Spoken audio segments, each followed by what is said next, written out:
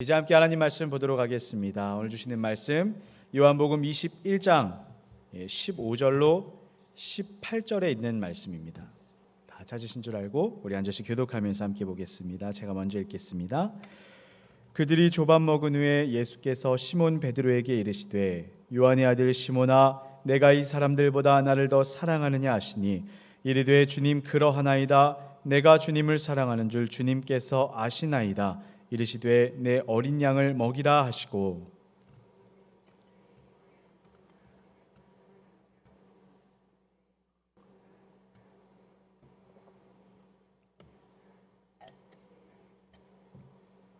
세 번째 이르시되 요한의 아들 시몬아 내가 나를 사랑하느냐 하시니 주께서 세 번째 내가 나를 사랑하느냐 하심으로 베드로가 근심하여 이르되 주님 모든 것을 아시오매 내가 주님을 사랑하는 줄을 주님께서 아시나이다. 예수께서 이르시되 내 양을 먹이라. 내가 진실로 진실로 내게 이르노니 내가 젊어서는 스스로 띠띠고 원하는 곳으로 다녔거니와 늙어서는 내 팔을 벌리리니 남이 내게 띠띠우고 원하지 아니하는 곳으로 데려가리라. 아멘. 네, 오늘 우리 신영교회 67주년 기념주일입니다.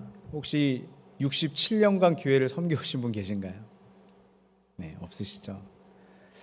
오랫동안 우리 교회가 이곳에 세워져 왔지만 제가 예전에 늘 푸른 목장 함께 예배를 드리며 우리 어르신들께도 한번 여쭤보고 했지만 교회 초창기부터 함께 그 시간들을 견뎌온 분들은 거의 많지 않으신 것 같더라고요. 그렇다면 우리는 믿음의 선배님들이 쌓아온 그분들의 헌신과 그분들의 기도를 우리는 오늘날에 누리고 있다라고 볼 수가 있을 것입니다. 그렇기 때문에 우리가 오늘을 함께 감사하고 함께 기뻐하고 함께 주님의 은혜를 돌아보아야 하는 날이 되는 것입니다. 예를 들어서 우리가 대한민국 국민으로서 6.25나 또 조국의 광복, 물론 경험하신 분들도 많이 계시겠지만 그런 일들을 우리가 누려본 사람은 거의 없어요. 그러나 그 일들을 돌아볼 때 그것이 우리 안에 얼마나 귀한 일이고 감사할 일이고 함께 치할 만한 일인지를 우리는 알고 있습니다. 왜냐하면 그 선조들의 희생과 그들의 애국 정신으로 인하여서 이 나라가 세워졌고 우리는 그 좋은 나라 가운데서 은혜를 누리며 살아가고 있음을 알기 때문에 그렇습니다. 동일하게 오늘날 신영교회가 이곳에 굳건하게 세워져 있기까지는 아마 그 믿음의 선배님들의 끊임없는 노력과 헌신과 자기의 드림과 많은 것들이 있었을 거예요. 그 덕분에 교회는 이곳에 건강하게 세워져 왔고 특별히 그런 그분들의 믿음과 헌신들을 통해서 교회를 사랑하시고 세워오시는 주님의 은혜가 있었기에 오늘 우리는 그 은혜 속에서 예배자로 설 수가 있는 것이죠. 그렇기 때문에 우리가 모두가 함께 기뻐하고 기념할 만한 주일이 오늘이 되는 것입니다. 오늘 여러분들 교회 아까 영상 보셨지만 여러분들에게 신영교회는 어떤 의미입니까? 주일에 한번 가서 앉아서 1시간 예배드리고 오는 그 정도의 어떤 예배처소로서의 의미가 아니었으면 좋겠습니다. 여러분들의 믿음이 세워져 가고 여러분들의 믿음을 굳건하게 붙어가고 또 하나님의 은혜를 충만하게 경험하고 성령님의 역사들을 교회를 통해서 경험하는 그러한 공동체가 여러분들에게 신영교회가 되셨으면 참 좋겠습니다. 특별히 오늘 본문은 예수님과 베드로가 나누었던 대화이지만 어떻게 보면은 우리 교회의 출발점, 시초가 되는 그런 대화의 내용 말씀이라고 우리가 볼 수가 있습니다. 오늘 베드로에게 주님이 주신 그 부르심의 말씀을 통해서 베드로는 예루살렘 교회를 세웠고 또 그 교회를 통해서 선교적 교회들이 이곳저곳에 열방 가운데 흩어지기 시작했고 그렇게 복음이 선교하는 그분들의 어떤 헌신과 수고를 따라서 열방 가운데로 점점 퍼져가기 시작해서 그게 아시아로 흘러오고 그게 대한민국에 흘러와서 그래서 오늘날 우리는 신영교회에서 신앙생활을 할 수 있게 된 것이기 때문에 그렇습니다. 중요한 말씀이죠. 오늘 이 세 번의 문답 속에서 우리는 주님과 우리와의 관계를 다시 한번 좀 고민해 보기를 원합니다. 우리가 주님을 사랑한다라고 고백하지만 그 사랑이 진짜 사랑이었는가? 정말 내 마음 깊은 곳에서 울림을 주는 그러한 사랑의 고백이었는가? 다시 한번 우리가 생각해 보자는 것입니다. 오늘 본문 가운데 주님은 베드로에게 물으셨습니다. 내가 나를 사랑하느냐? 이 반복되는 세 번의 질문 앞에서 베드로는 근심하였더라라고 성경은 기록하고 있습니다. 왜 그랬을까요? 이전에도 이미 베드로는 주님과 이런 사랑의 대화를 나누었던 적이 있습니다. 그리고 직접적으로는 아니지만 직접적으로 사랑이란 단어를 언급하지 않아도 내가 주님을 얼마나 사랑하는지 그분을 향한 무한한 신뢰와 사랑을 늘 고백하던 베드로의 삶을 우리는 알고 있습니다. 그런데 세 번의 물음 앞에서 이제 진짜로 고민해 보기 시작하는 거예요. 내가 정말로 그렇게 주님을 사랑하나? 내가 그렇게 주님을 사랑한다 하면서도 실패하고 넘어졌던 그런 과거를 내가 기억하는데 주님이 나의 마음의 중심과 믿음의 깊이를 감찰하시고 계신데 그 주님 앞에 부끄럽지 않을 만큼 나의 사랑이 진실된 사랑인가? 이것들을 베드로가 드디어 고민해 보기 시작하고 있는 것입니다. 여러분, 베드로라는 한 사람의 인생을 우리가 함께 생각해 보기를 원합니다. 평범한 어부로 살아가다가 그렇게 평범한 인생으로 끝났어야 될 베드로의 인생 속에 어느 날 예수님이라는 새로운 스승님이 찾아오셨습니다.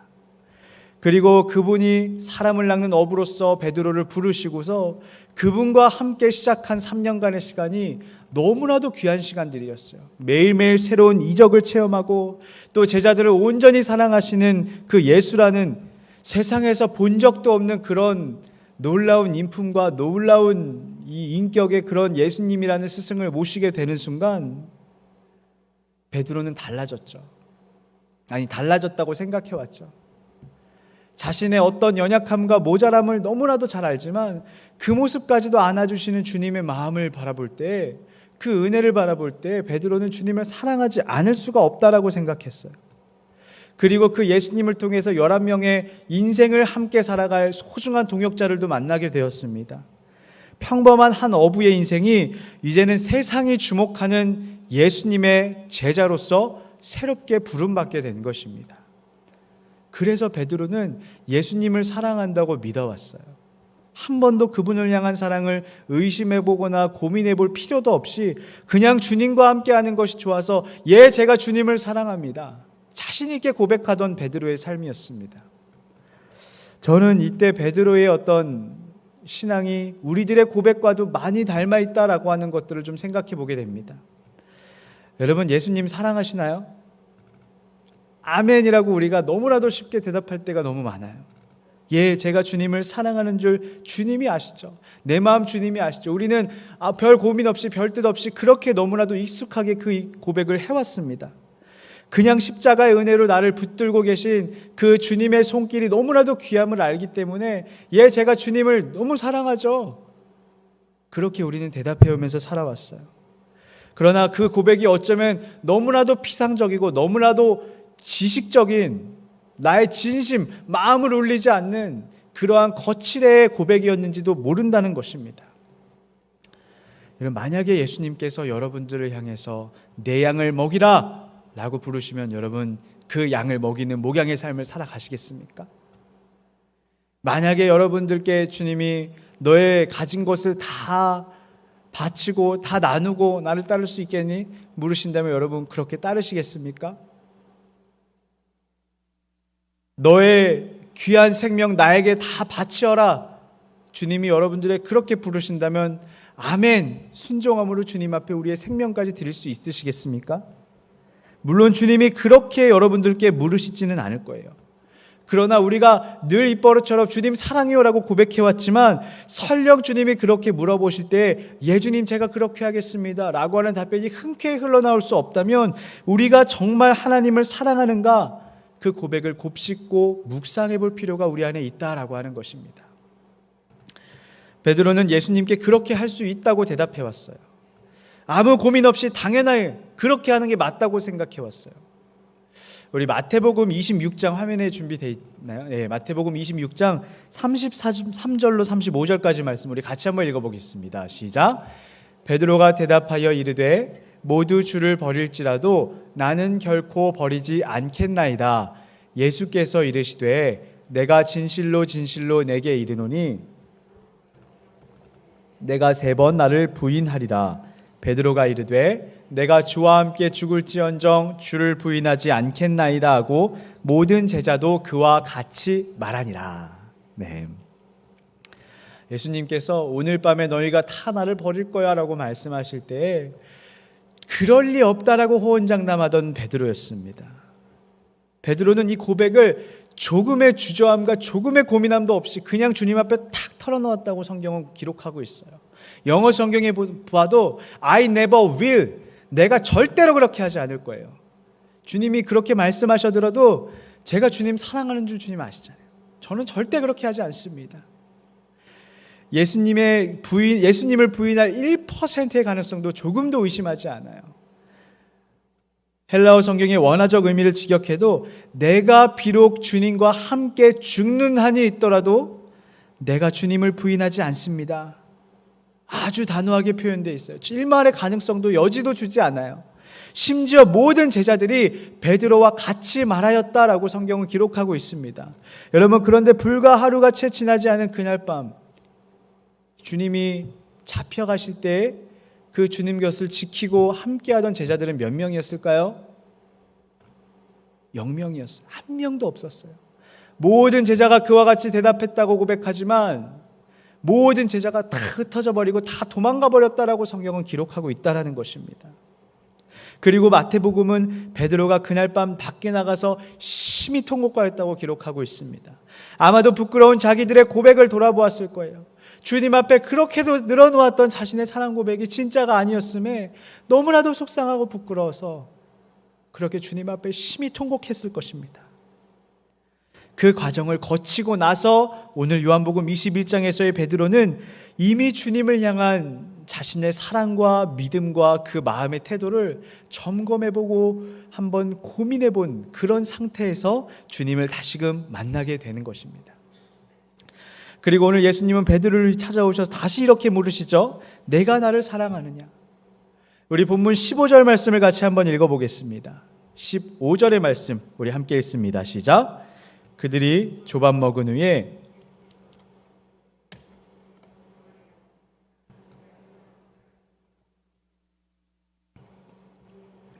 내가 주님을 사랑하는 줄 주님께서 하시나이다 이르시되 내 어린 양을 먹이라 하시고. 아멘. 오늘 예수님께서 물으신 이 질문의 저희를 우리가 한번 좀 살펴볼 필요가 있습니다.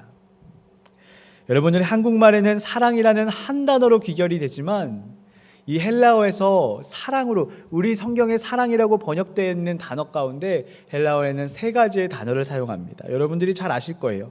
가장 먼저는 에로스의 사랑이 있죠. 어떤 남녀 간의 뜨거운 어떤 연인 간의 육체적인 그런 사랑, 이거를 에로스 사랑이라고 이야기를 하고요. 또 두 번째로는 필로스 사랑이 있습니다. 이 필로스는 우리가 우정이라고도 말할 수 있는 어떤 친구나 지인 간의 인간적인 마음의 애틋한 그런 특별한 관계, 이것을 필로스라고 이야기를 하고요. 마지막 세 번째로는 우리가 너무나도 잘 아는 아가페 사랑이 있습니다.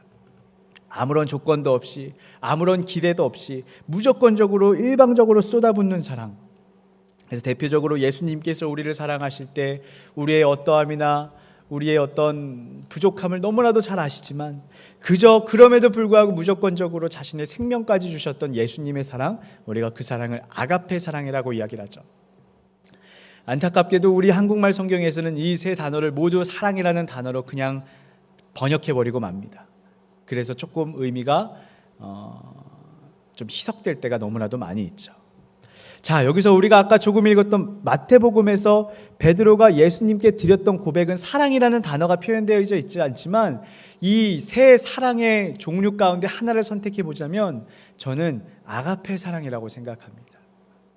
주님이 아무리 어떤 일을 당하셔도 저는 그 주님 곁을 떠나지 않을 거고요. 저는 비록 주님과 함께 죽을지언정 주님과 함께 있을 거예요. 여러분, 이게 아가페 아닙니까? 내 생명까지 드릴 수 있어요. 아가페죠. 베드로는 그 아가페로서의 사랑으로 주님을 대한다고 지금껏 믿어왔었어요. 그런데 오늘 주님이 다시금 내가 나를 사랑하느냐, 우리가 15절 말씀을 읽었지만 원어적으로 보면 그 주님이 물으실 때 다시 한번 아가페 사랑으로 물으시거든요. 그러니까 이 질문을 조금 더 분명히 의미대로 해석하면 내가 정말로 그 이전 그 고백처럼 생명 다해서 조건 없이 나를 그렇게 사랑할 수 있니? 라고 주님이 물으시는 거예요. 자, 여기서 근데 베드로의 고백이 아주 놀랍습니다. 이전에 베드로였으면 어땠을까요, 여러분? 아멘 주님, 당연히 제가 그렇게 주님 사랑하는 거 주님 아시잖아요. 이렇게 대답했지 않겠습니까? 그런데 오늘 그렇게 고백하지 않아요. 내가 주님을 사랑하는 줄 주님께서 아시나이다라고 성경은 번역하고 있지만 여기서 베드로는 필로스의 사랑으로서 주님 앞에 답변을 드립니다. 그러니까 예수님께서 나를 그 아가페 사랑으로 사랑하니라고 물으시지만 베드로는 주님, 제가 주님을 아가페까지는 안 되지만 이 필로스 정도의 사랑으로 주님을 사랑하는 것 주님도 아시지 않습니까? 이렇게 대답하고 있는 거예요. 조금 이제 진중함이 묻어나오지 않습니까? 베드로가 솔직해졌어요. 아니, 이제 더 이상 주님을 속일 수가 없다는 것을 알게 되었어요. 예수님을 향한 자기 마음의 상태를 점검해보고 나니까 감히 도무지 아가페 사랑으로 주님을 사랑합니다라는 그 고백이 나올 수가 없는 것입니다. 여전히 세상 앞에 두려워하고 여전히 세상보다 주님보다 더 커 보이는 무언가가 세상에 있음을 내가 알고 있는데 감히 주님 앞에 제가 주님을 그 조건 없는 사랑으로 주님을 사랑합니다 라고 고백할 수가 없는 거예요. 이게 자신의 사랑을 분명히 점검해 본 사람이 가질 수 있는 고뇌와 번민입니다. 이 과정을 거치지 않았을 때, 이 필터링을 거치지 않았을 때 우리의 사랑은 어쩌면 진심 없는 사랑, 껍데기뿐인 사랑으로 주님 앞에 드리고 있는지도 모르겠습니다. 주님이 우리에게 내가 나를 사랑하니 라고 물으실 때 궁극적인 주님의 바람은 어떤 사랑이겠어요? 당연히 아가페 사랑이겠죠. 너의 모든 것 다 드릴 수 있을 정도로 나를 그렇게 사랑하니, 세상 어떤 무엇보다도 나를 그렇게 사랑하니, 주님은 그 사랑을 원하고 계시겠죠. 이 물음의 진의를 품고 기억하면서 여러분 다시 한번 고민해 보세요. 여러분 정말 예수님 사랑하십니까? 자, 예수님과 베드로의 대화는 똑같이 한 번 더 반복됩니다. 내가 목숨 바쳐 나를 더 그렇게 사랑하니? 두 번째 질문하시잖아요.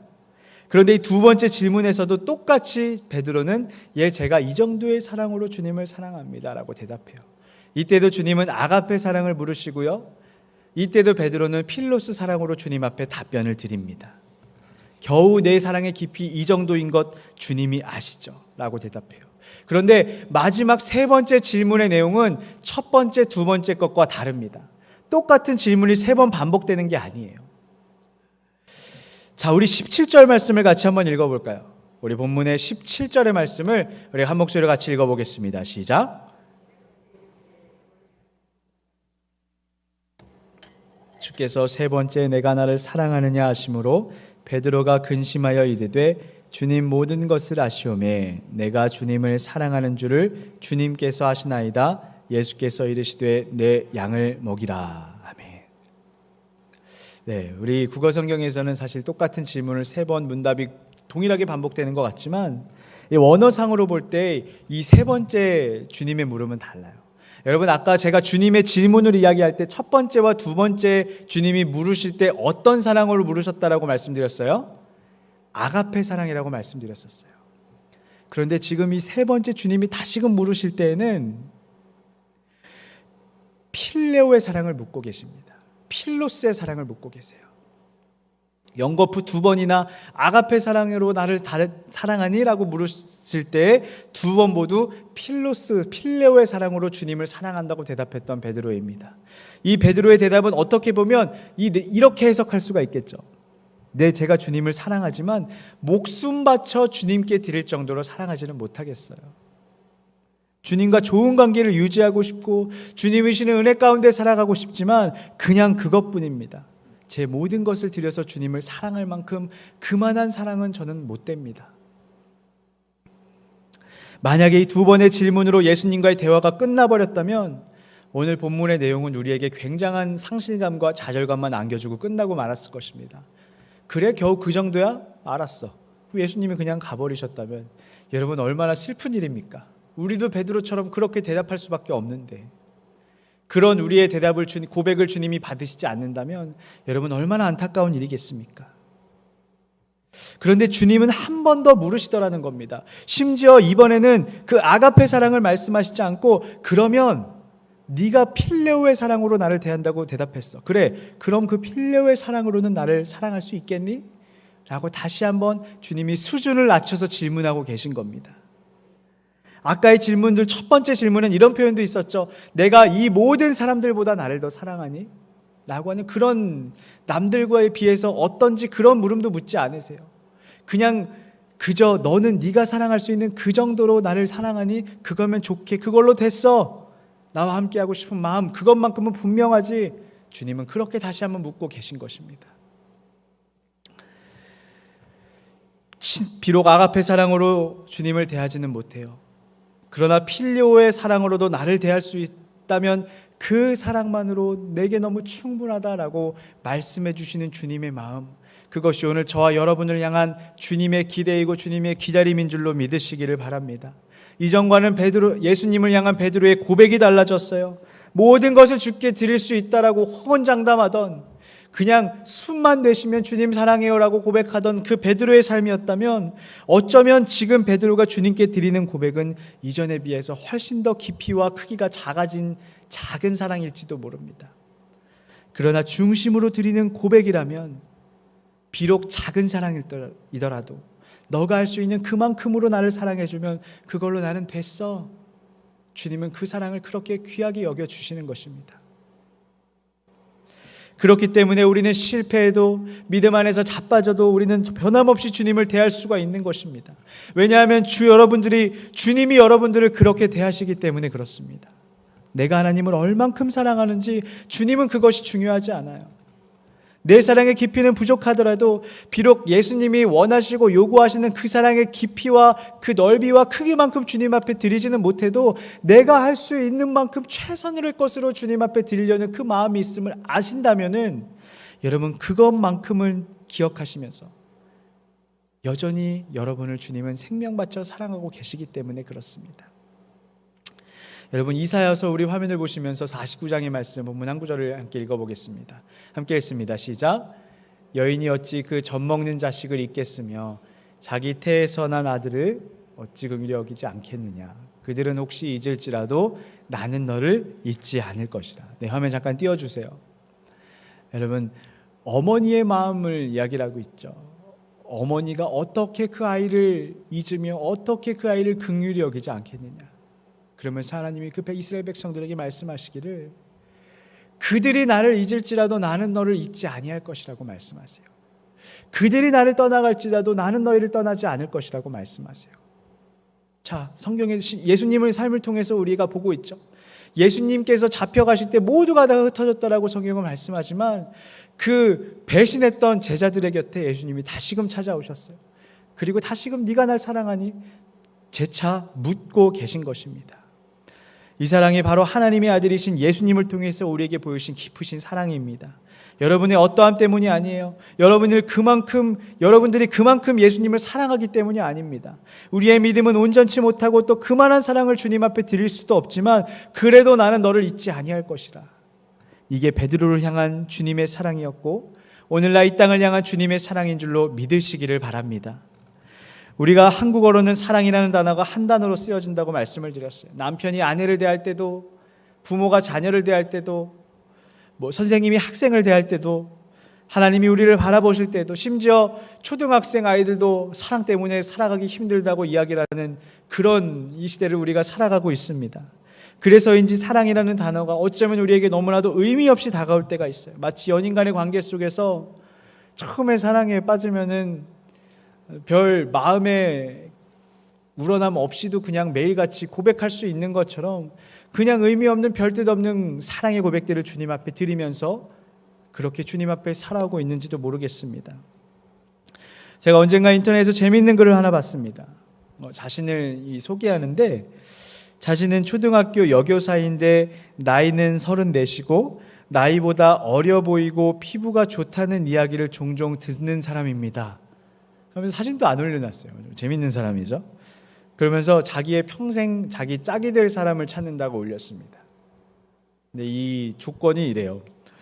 나이는 30대 중반에서 후반까지만 가능하고, 키는 180이 넘어야 되고, 자기 관리를 잘하는 사람이어야 되고, 연봉이 1억 이상이 돼야 되고, 강남, 서초, 마포, 광교, 위례, 성남에 자기의 집이 있고 자기의 차가 있고 흡연을 하지 않고 술은 적당히 마시면서 즐길 줄 아는 그런 사람을 찾는다라고 그렇게 남겨놓았더라고요. 근데 제가 이 글을 보면서 이런 생각이 들었어요. 여러분, 결혼은 사랑하는 사람과 하는 게 맞는 거 아닙니까? 그렇죠? 그런데 이런 조건 따져가면서 사람을 찾아서 맞추어서 그렇게 서로 맞춰가면서 만남을 이루는 것이 그게 사랑인가요? 저는 잘 모르겠어요. 그런데 오늘날 이 시대 속에서 그런 게 사랑이라고 이야기를 하더라고요.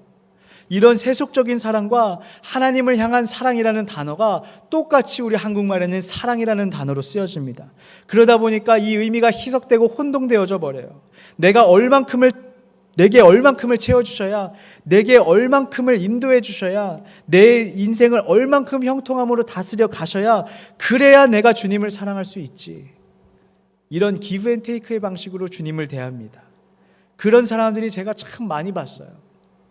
그게 나를 사랑하는, 그게 오늘날 우리를 사랑하는 하나님의 표현 방식이라고 그렇게 하나님의 사랑을 매도해 버립니다. 그런데 오늘 이 대화 속에서 우리는 그럴지 몰라도 주님은 아니라는 것을 다시 한번 깨닫습니다. 주님이 그런 조건을 내세우시지 않죠. 우리가 얼만큼 하나님을 사랑해야 되고, 얼만큼 예배를 잘 지켜야 되고, 얼만큼 11조와 감사의 물을 잘 지켜야 되고, 얼만큼 주님 앞에 헌신과 봉사를 드려야지만 우리를 사랑해 주시는 그런 하나님이 아니라는 것입니다. 베드로가 대답하잖아요. 제 사랑은 겨우 그 정도예요. 주님이 이만큼을 요구하시는 걸 알지만 제 사랑은 겨우 이 정도입니다. 그러나 그래도 주님은 여전히 베드로를 사랑하신다고 말씀해 주고 있음을 우리는 보게 되는 것입니다. 그리고는 그런 베드로에게 3번에 걸쳐서 사명을 맡기시죠. 내 어린 양을 먹이라, 내 양을 치라, 내 양을 먹이라. 3번의 물음 속에 주님은 계속해서 사명감을 주십니다.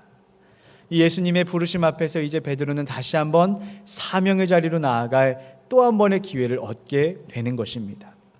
그리고 그 고백 속에서 예루살렘의 교회가 서게 되고, 그 고백 속에서 베드로가 하루 3,000명을 회심시킬 정도로 능력 있는 사명을 감당하게 됩니다.